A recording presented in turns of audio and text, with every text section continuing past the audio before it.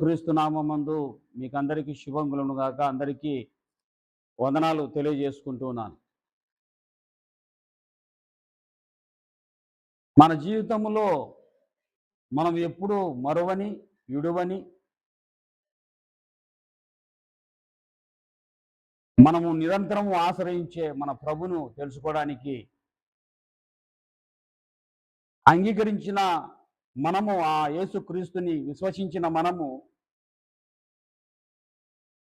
ఆయన నా పట్ల ఏమై ఉన్నాడో అన్న విషయాన్ని మనము ప్రతిరోజు మనము తెలుసుకోగలుగుతున్నాం. దేవుని వాక్యం ద్వారా బలపడుతూ ఉన్నాం. లోకములో ఉన్న మనము లోకస్తుల్లాగానే మనం జీవించక ఒక ప్రత్యేకమైన వారంగా దేవుని యొక్క ఉద్దేశాన్ని తెలుసుకొని ఆదరించబడుతున్న వారంగా దేవుడు ప్రత్యేకంగా మనల్ని ఏర్పాటు చేసుకున్నాడు. ఒకప్పుడు మనం చీకటై ఉంటేమి, ఈరోజు వెలుగై ఉన్నాం. ఒకప్పుడు తెలుసో తెలియకో మన అహంకారమును బట్టో, మన శరీర కోరికలను బట్టో, ఆశలను బట్టో మనం అసూయపడే వారంగాను, ఒకరి పైన ద్వేషాన్ని పెంచుకునే వారంగాను, ఒకరిని తిట్టే వారంగాను, ఒకరి గురించి గుసగుసలాడుకునే విధంగా మనము జీవించే వారంగా ఉన్నాం. కొన్ని సందర్భాలలో మనము మన వారితోనే వేధించిన వారంగా ఉన్నాం. మన అహంకారాన్ని బట్టి మనము ఈ లోకములో ఇదే ఆశ అని, ఇదే శాశ్వతమని దీన్ని ఆశించే బ్రతికే వారంగా ఉండి, మనము ఈ లోకాన్ని ఆశించి, ఈ లోకాన్ని సంపాదించుకొని, ఈ లోకంలో ఉన్న వాటి కొరకు, సంపాదన కొరకు మనం ఎన్నో ప్రయత్నాలు చేసి, సంతోషం కొరకై, ఆనందం కొరకై, ఒక పరపతి కొరకై, ఒక అధికారం కొరకై మంచి చెడులు గ్రహించక ఎన్నో వ్యాపారాలు చేసి, ఎన్నో చేయరాని పనులు చేసి, ఎంతో మందితో సహవాసం చేసి, రకరకాల లోకంలో ప్రయత్నాలు చేసి పాడైపోయి, భ్రష్టులం అయిపోయి, సంపాదించుకున్నంత పోగొట్టుకొని, అందరికీ దూరం అయిపోయి, ఎవరు పట్టించుకొని స్థితిలో, దీనస్థితిలో మనకు వచ్చినప్పుడు, దీనస్థితిలో మనం ఉన్నప్పుడు, మనవారే, మనకు సంబంధించిన మన కుటుంబీకులే, మన స్నేహితులే మనల్ని, వీడు బాగున్నప్పుడు వీడు అహంకారముతో వీడు విర్రవీగి చేసిన జీవితము, వాడు సంపాదించుకున్నంత పాడు చేసుకొని ఈ పొద్దు ఈ స్థితికి వచ్చాడని మనల్ని పట్టించుకోలేని స్థితిలో, మనము దీనస్థితిలోకి వెళ్ళిపోయినప్పుడు, ఎవరు ఆదరించలేని స్థితిలోకి వెళ్ళిపోయినప్పుడు, ఎవరు సహాయం ఇవ్వలేని స్థితి, చేయలేని స్థితిలోకి మనం వెళ్ళినప్పుడు, మనం దరిద్రత స్థితిలో, బాగా జీవించిన మనమే దరిద్ర స్థితిలో ఉన్నప్పుడు మనల్ని హేళనపరిచిన లోకము, అట్టి స్థితిలో ఉన్నప్పుడు దేవుని వాక్యంలో రాయబడి ఉంది, నువ్వు ఈ ప్రభు దగ్గరికి వస్తే, ఈ యేసుక్రీస్తుని నువ్వు ఆశ్రయిస్తే, నిన్ను నన్ను అట్టి స్థితిలో ఉన్న మనల్ని ఆయన జ్ఞాపకం చేసుకుంటాడు అని వాక్యంలో మనం చూస్తున్నాం. 136వ కీర్తన 136వ కీర్తన 23వ వచనంలో ఈ విధంగా రాయబడి ఉంది, మనము దీనస్థితిలో ఉన్నప్పుడు ఆయన మనల్ని జ్ఞాపకము చేసుకొనేను. అట్టి దీనస్థితిలోకి మనం వెళ్ళినప్పుడు మనల్ని ఆయన జ్ఞాపకం చేసుకుంటాడు.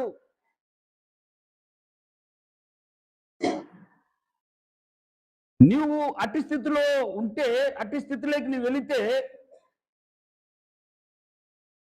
ఆ ప్రభు దగ్గరకు వచ్చినప్పుడు, ఆ ప్రభువు దగ్గరకు వచ్చి నువ్వు ఆయన ఆశ్రయిస్తే ఆయన నిన్ను జ్ఞాపకం చేసుకుంటాడు.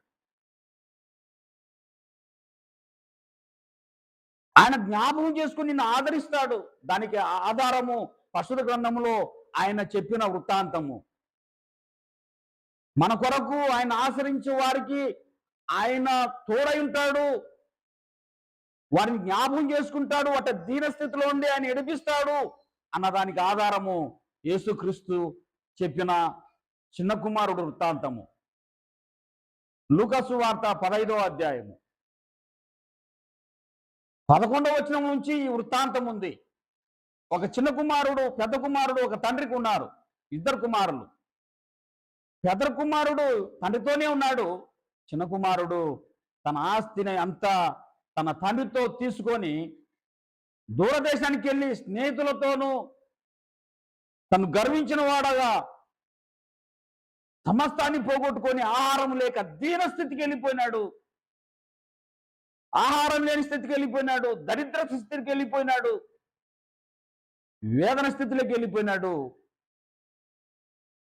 అంత సంపన్నుడుగా జీవించి అంత ఆనందకరమైన ఎంజాయ్ బ్రతికిన అటువంటి వ్యక్తి దీనస్థితిలోకి వెళ్ళిపోయినాడు. అయితే ఒక్క విషయాన్ని తన తండ్రిని జ్ఞాపకం చేసుకున్నాడు. 11వ అధ్యాయము చూడండి, 18వ వచనంలో, నేను లేచి నా తండ్రి యొద్దకు వెళ్ళి, తండ్రి, నేను పరలోకమునకు విరోధముగాను నీ ఎదుటను పాపం చేసి తిని ఇక మీదట నీ కుమారుడు అని అనిపించుకొనుటకు యోగ్యుడను కాను. నన్ను నీ కూలివాండలో ఒకనిగా పెట్టుకొనమని అతనితో చెప్పుదననుకున్నాడు. లేచి తండ్రి యొద్దకు వచ్చెను. 20వ వచనం, వాడింకను దూరముగా ఉన్నప్పుడు తండ్రి వారిని చూచి కనికరపడి పరిగెత్తి వాని మెడ మీద పడి ముద్దు పెట్టుకొనెను. వాడింకా దూరంగా ఉన్నప్పుడు తండ్రి వారిని చూశారా? యేసుక్రీస్తు ప్రభుల వారు ఆయన అట్టి దీనస్థితిలో ఉన్న ఎవరైనాను సరే అట్టి యేసుక్రీస్తు ప్రభుల వారిని జ్ఞాపకం చేసుకొని, అట్టి దీనస్థితిలో ఒకవేళ నీవే ఉంటే, అట్టి దీన స్థితిలో నువ్వంతా పోగొట్టుకొని, నువ్వు చేసే వ్యాపారమైనా, నువ్వు చేసే పనైనా, నీ బ్రతుకులో ఏదైనా పోగొట్టుకొని దరిద్ర స్థితిలో, ఏమీ లేని స్థితిలో, ఎవరు ఆదరించలేని స్థితిలో ఒకవేళ నువ్వు ఉంటే, వాక్యం సెలవిస్తూ ఉంది, నువ్వు నమ్మిన నీ దేవుని నువ్వు ఆశ్రయించు. ఆ దేవుని దగ్గరకు వచ్చినట్లయితే నీ తప్పు తెలుసుకొని, ప్రభువా, నా దగ్గర నువ్వు ఆశీర్వదించి ఇచ్చిన ధనం ఉన్నప్పుడు నిన్ను నేను తెలుసుకోలేకపోయాను. నువ్వు ఆశీర్వదించి ఇచ్చిన నా చేతి పనిని బట్టి, నా వ్యాపారమును బట్టి, నా ఉద్యోగమును బట్టి గర్వించిన వాడగా నేను అదంతా కూడా నువ్వే ఇచ్చావని నేను మర్చిపోయి, నా సుఖభోగముల కొరకై, నా శరీర కోరికల కొరకై, అహముతో, అధికారముతో, ధనముతో ఇదే శాశ్వతం అనుకొని, లోకములో స్నేహితులు, లోకంలో తనవారు అనుకున్నాను. ఇదంతా పాడు చేసుకున్నాను. ఈరోజు ఇటు దీనస్థితిలో ఉన్నప్పుడు నన్ను ఎవరూ పట్టించుకోలేదు. నన్ను చూసి ముఖం చాటేస్తూ ఉన్నారు. నా ఆకలి తీర్చేవారు కూడా లేరు. పనికెళితే పందులు మేపుటకు ఆ యజమానుడు అన్నం పెట్టకుండా పందులు మేపి రాబో తర్వాత తిందు అన్నాడు. నా కడుపు ఆకలి తీర్చే వాడు లోకములో ఎవరు లేరు. నా గర్వమే, నా అహంకారమే, ఇదంతా నేను పోగొట్టుకున్నాను, నా సర్వస్వాన్ని పోగొట్టుకున్నాను అని జ్ఞాపకం వచ్చి, నీ తప్పు నువ్వు తెలుసుకుంటే, ఆ ప్రభు దగ్గరకు వస్తే, అటు దీనస్థితిలో ఉన్న నిన్ను ఆయన జ్ఞాపకం చేసుకుంటాడు. వాడు ఇంకా నువ్వు దూరంగా ఉండగా, వాడు అనుకున్నాడు ఇంకా తండ్రి దగ్గరకు వచ్చి ఆ విషయాన్ని చెప్పలేదు. కానీ వాడు ఇంకా దూరంగా ఉండగా తండ్రి వాడిని జ్ఞాపకం చేసుకున్నాడు. తండ్రి వాణ్ణి పరిగెత్తుకుంటూ వచ్చాడు, వాని మెడ మీద పడ్డాడు, కౌలించుకున్నాడు. ఎంత ప్రేమ కలిగిన దేవుడు యేసుక్రీస్తు ప్రభువు వారు! మన దేవుడు ఎంత కరుణామూర్తి, ఎంత కనికరా స్వరూపుడు. మనం దీన స్థితిలో ఉన్నప్పుడు ఆయన మనల్ని జ్ఞాపకం చేసుకుంటాడు. కొన్ని సందర్భాలలో మనం ఎంత నీతిగా జీవించినా, ఎంత భక్తి జీవితం జీవించినా, ఎంత విశ్వాస జీవితం జీవించినా, ఎంత మంచిగా బ్రతికినా, లోకములో కొన్ని విపత్తుల ద్వారా, లోకములో లోకస్తులతో పాటి వాళ్ళకు వచ్చినట్లుగానే వైరస్లు, వాళ్ళకు వచ్చినట్లుగానే రోగములు, వాళ్ళకు వచ్చినట్లుగానే కరువులు, వాళ్ళకు వచ్చినట్లుగానే యుద్ధములు, దరిద్రత స్థితి మనకు ఒకవేళ సంభవిస్తే, ఒకవేళ మనకున్న సమస్తము పోగొట్టుకుంటే, వ్యాధుల కొరకు, పనులు జరక్క, ఇంట్లో బిడ్డల చదువుల కొరకు అనేక విధాలుగా మనము మంచి జీవితం జీవిస్తూనే ఒకవేళ సమస్తాన్ని మనం పోగొట్టుకొని మంచివారుగానే జీవించినప్పుడు, ఒకవేళ మనము అట్టి స్థితిలో ఎవరైనా ఒకరి దగ్గరికి, స్నేహితులు కావచ్చు, అక్క కావచ్చు, చెల్లెలు కావచ్చు, అన్న కావచ్చు, నీకు నీకు సన్నిహితులైన ఎవరి దగ్గరికైనా నువ్వు వెళితే అటు వారు ఏం చేస్తారో తెలుసా? నువ్వు దూరంగా ఉండగానే పక్కకు పోయి తొలగిపోతారు. నీ ఎదురుగా వచ్చే వాళ్ళు పక్కకి వెళ్ళిపోతారు. ఒకప్పుడు నిన్ను పొగిడిన వారే, ఒకప్పుడు నిన్ను హెచ్చించిన వారే, ఒకప్పుడు నీతో సహవాసం చేసిన వారే, నీతో కలిసి జీవించిన వారే, నీ సహాయం కోరిన వారే, అటు వారు అట్టి సమయంలో నీ అక్కర్లు తీర్చలేరు సుమా. నువ్వు మంచి వ్యక్తివే, నువ్వు మంచి వ్యక్తివే, కానీ అట్టి స్థితిలో నిన్ను ఒకవేళ లక్ష్య పెట్టకపోవచ్చు. అట్టి స్థితిలో నిన్ను లక్ష్య పెట్టకపోవచ్చు, కానీ నువ్వు ఆయన్ను ఆశ్రయిస్తే, నువ్వు ఆయన గుర్తు చేసుకుంటే, ఆయన నీ దీనస్థితిని జ్ఞాపకం చేసుకుంటాడు. అటివారిలో పరిశుద్ధ గ్రంథంలో మనం మొదటిగా ఏబును మనం జ్ఞాపకం చేసుకోవచ్చు. ఏబు గ్రంథం మొదటి అధ్యాయంలో మనం చూస్తే అతడు నీతిమంతుడే, అతడు యథార్థవంతుడే, అతడు దేవుని యందు భయభక్తులు కలిగిన వాడే, అతడు ప్రార్థనాపరుడే, తన కుటుంబం కొరకు, తన పిల్లల కొరకు నిరంతరము ప్రార్థన విజ్ఞాపనం చేసేవాడే, బలులు అర్పించేవాడే. కానీ ఒకనొక రోజు సమస్తాన్ని పోగొట్టుకున్నాడు. సమస్తాన్ని పోయింది. ఆయన చెడు అలవాట్ల ద్వారా వెళ్ళలేదు, ఆయన మటకాలేమీ ఆడలేదు, ఆయన తాడుబోతు కాదు, ఆయన దొంగ కాదు, జూదరి కాదు, ఆయన మంచి వ్యక్తే. కానీ సమస్తాన్ని లోక ప్రకృతి ద్వారా, లోక విపత్తు ద్వారా, లోకంలో అతని జరిగిన భయంకరమైన శ్రమల ద్వారా సమస్తాన్ని పోగొట్టుకున్నాడు. పిల్లలు చనిపోయినారు, ఆస్తులంతా వెళ్ళిపోయినాయి, కోటీశ్వరుడైన బికారి దరిద్రుడైపోయాడు, రోగిగ్రస్తుడైనాడు, చిక్కి చల్మం అయిపోయినాడు. ఎవరు ఆయన దగ్గరికి రాలేదు. బంధువులు, స్నేహితులు ఎవరు వచ్చినా హేళంగా మాట్లాడుతున్నారు, దూరం నుండి చూస్తున్నారు, ఎక్కిరిస్తున్నారు.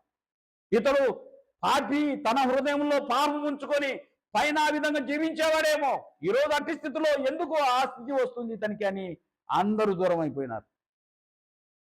ప్రియులారా, అట్టి వారిని ఆయన ఎప్పుడూ కూడా విడిచిపెట్టలేదు. ఒకవేళ అట్టి మంచి జీవితం జీవించే వారికి శ్రమలు రావచ్చు, లేమి రావచ్చు, దరిద్రత రావచ్చు, మరణం జరగవచ్చు, పనులు లేకుండా వెళ్ళొచ్చు, వ్యాపారం నష్టం రావచ్చు, అనుకోని విపత్తుల ద్వారా నువ్వు అప్పుల పాలు కావచ్చు. నువ్వు మంచి వ్యక్తివే, కానీ లోకంలో సృష్టి ధర్మ ప్రకారంగా లోకస్తుల్లాగా నీకు కూడా సంభవించినప్పుడు నువ్వు అధైర్యపడవద్దు. వారు విడిచిపెట్టబడతారు, నిన్ను దేవుడు వదిలిపెట్టాడు. యేసుక్రీస్తు ప్రభువు వారు నిన్ను జ్ఞాపం చేసుకున్నాడు ఆయన. నువ్వు దీన స్థితిలో అట్టి స్థితిలోకి వెళ్ళినప్పుడు ఆయన నిన్ను జ్ఞాపం చేసుకుంటాడు. ఏబును జ్ఞాపం చేసుకున్నాడు ఆయన. ఏబు గురించి రాయబడిన చూడండి, ఏబు గ్రంథము 42వ అధ్యాయము. ఏబు గ్రంథము 42వ అధ్యాయము 10వ వచనం నేను చదువుతాను. 10వ వచనం. మరియు యోబు తన స్నేహితుల నిమిత్తము ప్రార్థన చేసినప్పుడు యెహోవా అతనికి క్షేమస్థితిని మరలా అతనికి దయచేసెను. మరియు యోబుకు పూర్వం కలిగిన దానికంటే రెండంతలు అధికముగా యెహోవా అతనికి దయచేసెను. 11వ వచనం చూడండి. అప్పుడు అని రాయబడింది, అండర్లైన్ చేసుకోండి. అప్పుడు అనే చోట ఎప్పుడు అంటే దేవుడు ఎప్పుడైతే ఏబును జ్ఞాపం చేసుకొని రెండంతలుగా, మొదటి దానికంటే రెండంతలుగా దేవుడు ఏబును ఆశీర్వదిస్తానే అప్పుడు అతని సహోదరులను, అతని అక్కా చెల్లెలందరూ అతని యందు అంతకు ముందు అతనికి పరిచయమైన వారును వచ్చి అతనితో కూడా అతని ఇంట అన్నపానములు పుచ్చుకొని యెహోవా అతని మీదికి రప్పించిన సమస్త బాధలను గూర్చి ఎంత లేసి దుఃఖములు పొందిటివని అతని కొరకు దుఃఖించుచు అతని నోదార్చిరి. ఇదియు గాక ఒక్కొక్కడు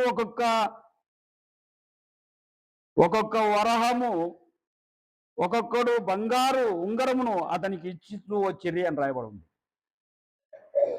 ఎవరైతే పలకరించడానికి రాలేదో, ఎవరైతే ఈయన దీనస్థితిలో ఉన్నప్పుడు, సంపన్న స్థితిలో ఉన్నప్పుడు వచ్చి పోయేవారు వీళ్ళంతా, ఎప్పుడైతే దీనస్థితికి వచ్చాడో ఎవరు రాలేదు. కానీ రెండంతలుగా ఏబు ఆశీర్వదించబడ్డాడటో తెలుసా? అంతస్థితికి వచ్చిన, తన భార్య నిందించిన తన యథార్థత విడవలేదు.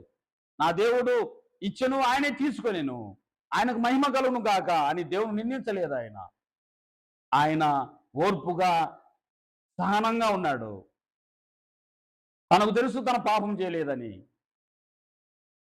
నమ్మకంగా ఉన్నాడు దేవునికి. నన్ను జ్ఞాపకం చేసుకోమని ప్రార్థించాడు. ఒకనొక రోజు అదే దేవుడు ఆయన రెండంతలుగా ఆశీర్వదించినాడు. హల్లెలూయా, హల్లెలూయా. రెండంతలుగా ఆశీర్వదించాడు. ఏ నోటితో అయితే దూషించిన వారు, ఏ నోటితో అయితే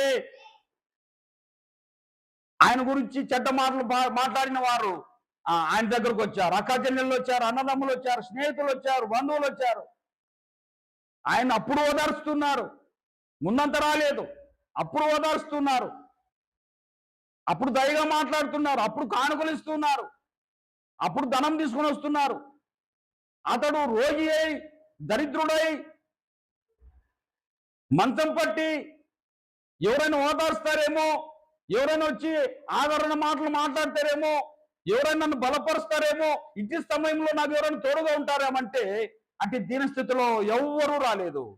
అయితే దేవుడు ఆయన రెండంతలుగా ఆశీర్వదించిన తర్వాత అప్పుడు వచ్చారు ఒక్కొక్కరుగా, అప్పుడు మాట్లాడుతున్నారు, అప్పుడు ధైర్యం చెబుతున్నారు.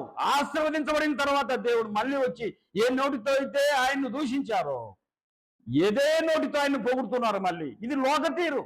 కానీ నీ దేవుడు ఎట్టి దీనస్థితిలోనూ ఉన్నప్పటికీ నిన్ను విడువడు. నువ్వు ఒకవేళ అహంకారంతో చేసిన పాపములు క్షమిస్తాడు ఆయన.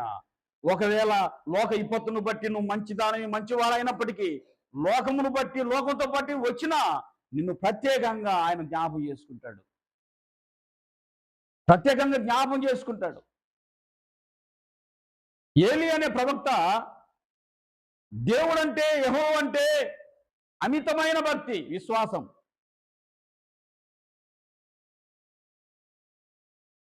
అనేక మందిని పురిగొల్పడానికి, అనేక మంది యెహోవా భక్తులను బలపరచడానికి ఆయన అనేక మందిని సమకూరిస్తే ఒక్కరూ రాలేదు, అందరూ దూరం అయిపోయారు. అహాబు రాజు దగ్గరికి వెళ్ళాడు. ఈ విషయం అంతా మనం చూస్తే బైబిల్ గ్రంథంలో మొదటి రాజుల గ్రంథం 17వ అధ్యాయం 2వ వచనం నుండి మనకు కనబడుతుంది. అహాబు రాజు దగ్గరికి వచ్చి అంటూ ఉన్నాడు, యెహోవా నామం నువ్వు నిర్లక్ష్యం చేశావు, యెహోవా ధర్మశాస్త్రం నువ్వు నిర్లక్ష్యం చేశావు, యెహోవా భక్తులను ఎవరు మాట్లాడనీయకుండా చేశావు, యెహోవా ఆలయాలను నువ్వు పడగొట్టుతూ మూచేస్తూ వచ్చావు.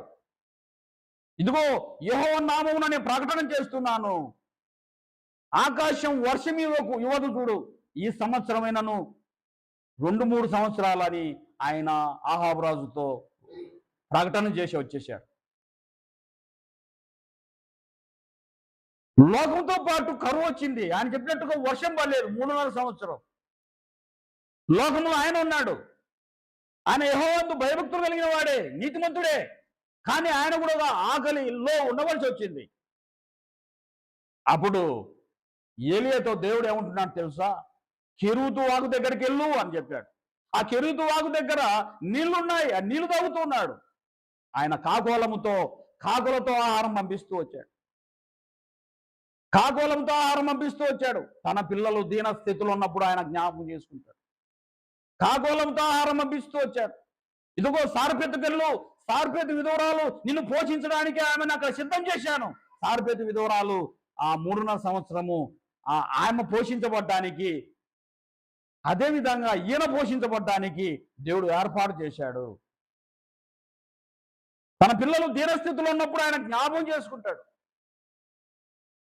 తన పిల్లలను వదిలిపెట్టాడు.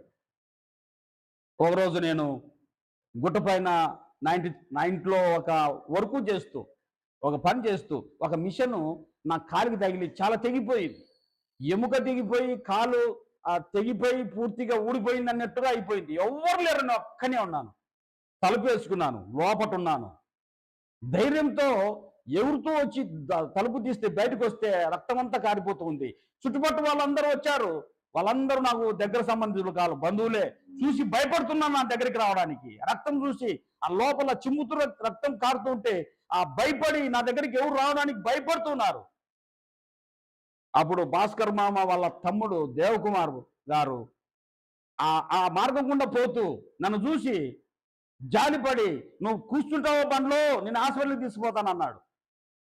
దేవుడు చూడండి తన పిల్లలకు ఎట్లా ఏర్పాటు చేస్తాడు. ఎవరు లేరు నాకు అక్కడ. ఆయన టీవీఎస్లో అక్కడ కూర్చోబెట్టుకొని హాస్పిటల్కి వెళితే అక్కడికి వెళ్ళి నేను పడ్డాను. ఎముక దగ్గరకు పోయింది ఆ బ్లేడు. నా కాలు లేదనుకున్నాను. నేను హాస్పిటల్ ఉన్నప్పుడు నిజంగా చెప్తున్నాను, ఒక చిన్న సంఘము, చిన్న పరిచర్య, నేను ఎర్రబల్లె క్రొత్తపల్లిలో ఇమానియేలు ప్రార్థన మందిరం అని ఒక చిన్న పరిచర్య చేస్తున్నాను, చిన్న సంఘం. ప్రియులరా, ఆ విశ్వాసులు జాడబట్టారు, నా దగ్గరికి జాడబడ్డారు. దేవుడు ఎవరిలో ఒకరిని ఏర్పాటు చేస్తాడు. దేవుని పిల్లల్ని ఆయన ఇష్టపెట్టాడు. మన దీనస్థితిలో ఉన్నప్పుడు ఒకరోజు చపాతి తెచ్చేవాళ్ళు, ఒకరోజు ఆకుకూరలు తెచ్చేవాళ్ళు. ప్రియులరా, దాదాపు నాకు ఒక 50-60 వేలు ఖర్చు అయింది. 50-60 వేలు ఖర్చు అయితే ప్రియులరా, నేను చెప్తున్నాను, 40 వేలు నా సంఘమే ఇచ్చింది. హల్లెలూయా. నేను అడగలేదు వాళ్ళను. నా దీనస్థితిలో, ఆ స్థితిలో ఉన్నప్పుడు, నేను హాస్పిటల్లో పడి ఉన్నప్పుడు, నా భార్య నా దగ్గర ఉన్నప్పుడు, నా వాళ్ళు అనబడుతున్న వారు నా దగ్గరికి వచ్చి వెళ్తున్నారు. కానీ సంఘము నన్ను పోషించింది. దేవుని పిల్లలను పోషించారు. దేవుని పిల్లల ద్వారా నా కాళ్ళు, దేవుడే కాకోలం ద్వారా ఏలీయాగును ఎట్లా పోషించాడో, సారిపేతి విధవరాల ద్వారా ఎట్లా పోషించాడో, ఆ విధంగా నా కాళ్ళు ఆ రోజు నేను బాగా ఏడ్చుకున్నాను. దేవుడు నన్ను నిలబెట్టాడు. మనం దీన స్థితిలో ఉన్నప్పుడు ఆయన మనల్ని జ్ఞాపకం చేసుకుంటాడు, విడిచిపెట్టాడు. ఆయన విడిచిపెట్టలేదు. నా కాలుకు సర్జరీ అయిపోయింది, బాగైంది. నేను నడుస్తాను, నడవలేను అనుకున్నాను. నేను నడవగలుగుతున్నాను. ప్రియులారా, ఎన్నో సందర్భాలు, ఈ సందర్భాల్లో ఆ సంతెక్క విషయంలో కూడా ప్రియులారా, ఒకరోజు ఏదో కట్టవలసి ఉంది. మేము ప్రతిరోజు కుటుంబం ప్రార్థన చేసుకుంటాం. ఏ అవసరం ఉన్నా కుటుంబంలో అయితే ప్రార్థన చేస్తూ ఉంటాం. ఆ రోజు కుటుంబంలో చేస్తూ ఉన్న ప్రార్థన, నేను సంతెక్క వస్తుంది అంతే. ఓ రోజు ఇంటికాడికి వచ్చింది, వాకిలు తీసింది పిలిచి. మేము ప్రార్థనలో కూర్చున్నాం, అదే విషయంలో ప్రార్థన చేస్తున్నాం, మా అవసరతల కోసం ప్రార్థన చేస్తుంటే వస్తానే నేను ప్రార్థనలోనే ఉన్నాం. మా కుటుంబం అంతా ప్రార్థనలో ఉంది. ఆమె, మా ఇంటి ఆమె లేచి ఆ వాకిలి దగ్గరికి, అత ఏమి అని వెళితే ఆమె చేతిలో కొంత కానుక, నాకు అవసరమైన కానుక పెట్టి, ఆమె సంతెక్క గారు చాలా రోజుల క్రితం, దాదాపు 4 నెలలు, 5 నెలలు, 6 నెలలు అవుతుందో, సందర్భం వచ్చింది కాబట్టి చెప్తాను. నేను ఆ పొగడను కాదు, పొగడే విషయం కాదు, సందర్భాన్ని బట్టి నేను చెబుతున్నాను. మనం దీనస్థితిలో ఉన్నప్పుడు ఆయన జ్ఞాపకం చేసుకుంటాడు. ప్రియులారా, నా జీవితంలో ఎన్నో లెక్కలేనన్ని చెప్పగలను, ఎన్నో లెక్కలేనన్ని చెప్పగలను.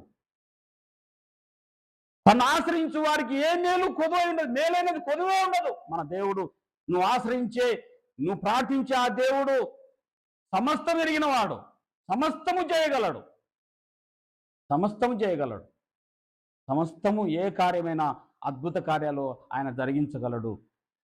ఒకరోజు యెరూషలేము ఆలయపు యొక్క ప్రాంగణములో గొర్రెల ద్వారం అనే ఒక గొర్రెల ద్వారంలో అక్కడ ఒక కోనేరు ఉంది. ఆ కోనేరు నీళ్లు కదిలించబడతా ఉంటాయి. ఆ కదిలించబడుతున్నప్పుడు ఎవరైతే దిగుతారో వాళ్ళు స్వస్థత పొందుతూ ఉన్నారు. కానీ 38 ఏళ్ళ నుండి ఒక రోగిగ్రస్తు అక్కడ పడి ఉన్నాడు. ఆ దీనస్థితిలో పడి ఉన్న ఆ వ్యక్తిని చూసిన యేసుక్రీస్తు ప్రభువు వారు, నువ్వు పడగోరుతున్నావా అన్నాడు. యోహాను సువార్తలో మనం చూస్తే 5వ అధ్యాయం 5వ వచనంలో మనం రాయబడి ఉంది. 38 ఏళ్ల నుండి చూడండి, 38 ఏళ్ల నుండి ఆ దీనస్థితిలో ఉన్న ఆ వ్యక్తి 38 ఏళ్ల నుండి ఎవరు ఆయన అంటాడు, 38 ఏళ్ళ నుండి రోగిగ్రస్తుడైన ఆ వ్యక్తి అంటాడు, అయ్యా ఆ నీళ్లు కదిలించబడుతున్నప్పుడు రోగిగ్రస్తులు, కుంటివారు, గుడ్డివారు, అంగహీనులు, అనేక రోగగ్రస్తులు స్వస్థత పొందేలుతున్నారు, అప్పటికప్పుడు వస్తున్నారు, స్వస్థత పొందేలుతున్నారు. నేను వెళుదామనే లోపే, నేను దిగుదామన్న లోపే ఎవరో ఒకరు దిగుతూ ఉన్నారు, వెళ్ళిపోతున్నారు స్వస్థత పొంది. నన్ను దించడానికి ఎవరూ లేరు, నన్ను దించడానికి ఆ కోనేట్లో ఎవరూ లేరు అంటే యేసుక్రీస్తు అన్నాడు, నువ్వు స్వస్థత పొందాలనుకుంటున్నావా అంటే ఆయన అవును ప్రభువా అన్నాడు. హల్లెలూయా. ఈ రోజు ఈ రాత్రికాల సమయంలో నువ్వు దేవుని సన్నిధికి వచ్చి దేవుని సన్నిధిలో ప్రార్థించి దేవుని సన్నిధిలో నీ అక్కర, నీ అనారోగ్యము, నీ చింత, నీ భారము, నీ దరిద్రత, నీ లేమి, నీ దీనస్థితి ఏదైనా సరే,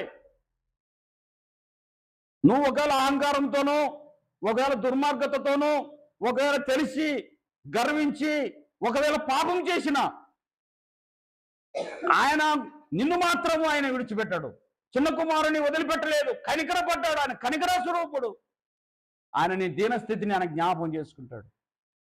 ఏబులాగా నీతివంతుడుగా ఉండి ఒకవేళ సమస్తాన్ని మంచి కొరకే పోగొట్టుకున్నావా, ఎవరిని ఆదరించేవారు లేరా, దీనస్థితిలోకి వెళ్ళిపోయినావా, ఆయన నిన్ను రెండంతలుగా ఆశీర్వదిస్తాడు. హల్లెలూయా. రెండంతలుగా ఆశీర్వదిస్తాడు. నీ వారు మళ్ళీ నీ దగ్గరికి చేర్చగలుగుతాడు. నిన్ను పోగొట్టుకున్న నీ ఆత్మీయ జీవితాన్ని మరలా నీకు దయచేస్తాడు.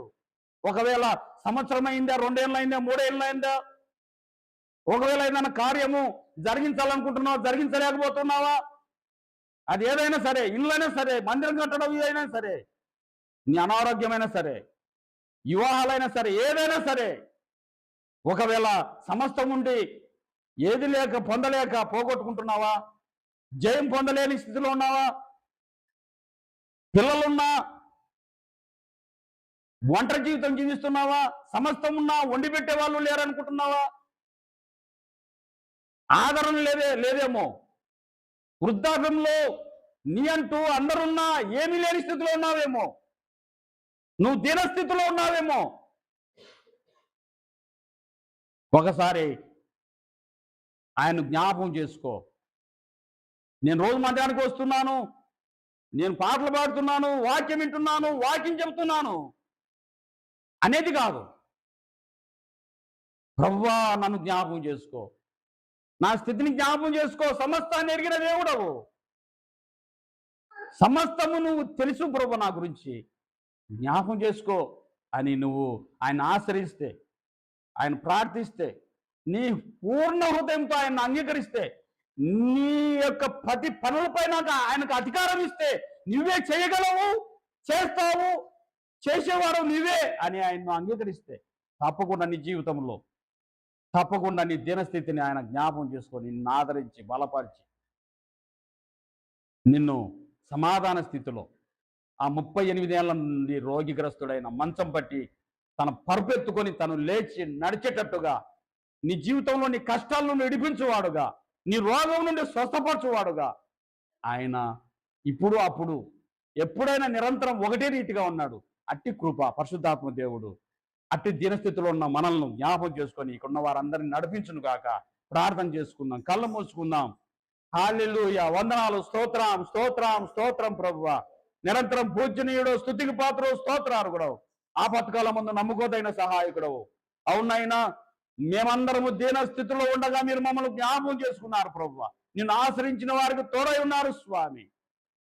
నా దేవా, నా తండ్రి, ఇదిగోనైనా నన్ను కూడా ప్రభువా, నేను దీనస్థితిలో ఉన్నప్పుడు నేను అంగహీనుడవు అయిపోతానేమో, నా కుటుంబం ఎట్లా అవుతుందో, నా పిల్లలు ఎట్లా అవుతారో, నా భార్య పరిస్థితి ఏంటో, నా బ్రతికి ఏ విధంగా అయిపోయిందో, నిన్ను నమ్మాను ప్రభువా, నిన్ను ఆశ్రయించిన నాకేంటి స్థితి అని నేను దుఃఖించినప్పుడు, ఏడ్చినప్పుడు, ప్రభువా నువ్వు నన్ను వదిలిపెట్టలేదు స్వామి, నన్ను విడిచిపెట్టలేదు స్వామి, నన్ను అంగహీనునిగా ఉంచలేదు ప్రభువా, నన్ను నీ బిడల ద్వారా పోషించావు, నీ బిడల ద్వారా బలపరిచావు, నీ పరిచర్య చేసి నిన్ను నమ్ముకున్న వారికి నీవే దిక్కున్న సమాచారాన్ని మరొకసారి అనేకులకు ప్రకటించడానికి నన్ను నిలవబెట్టి నన్ను వాడుకుంటున్న విధానం బట్టి స్తోత్రాలయ్యా, వందనాలు, స్తోత్రాలు.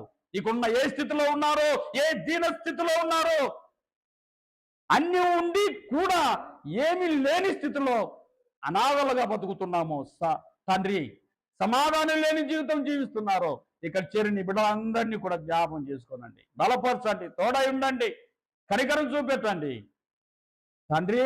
మమ్మల్ని ఆదరించండి తండ్రి, మమ్మల్ని ఆదరించండి. మాకు సమాధానం లేదు ప్రభువా, మాకు నెమ్మది లేదు స్వామి. మేము పట్టుకున్నది, మేము చేయాలనుకున్నది, సాధించాలనుకున్నది చేయలేకపోతున్నాం స్వామి. మేము దీన స్థితిలో ఉన్నాం. ఓ దీన బాంధవా, ఓ జగత్ రక్షకుడా, ఓ సమాధానకర్త, నిన్ను ఆశ్రయిస్తున్నాం ప్రభువా. మా పైన కనికరం చూపెట్టండి, జాలి చూపెట్టండి నైనా. వందనాలు, స్తోత్రాలు యేసయ్యా, నీకే స్తుతులు స్తోత్రములు అర్పించుకుంటూ ఇక్కడ చేరిన బిడ్డలందరినీ మరొక పర్యాయం నీ చేతులకు అప్పచెప్పుకుంటూ యేసు క్రీస్తు నామమందు ఈ మనవులు అన్నీ కూడా అడిగి వేడుకొని ప్రార్థించి పొంది ఉన్నాము స్వామి. ఆమేన్, ఆమేన్.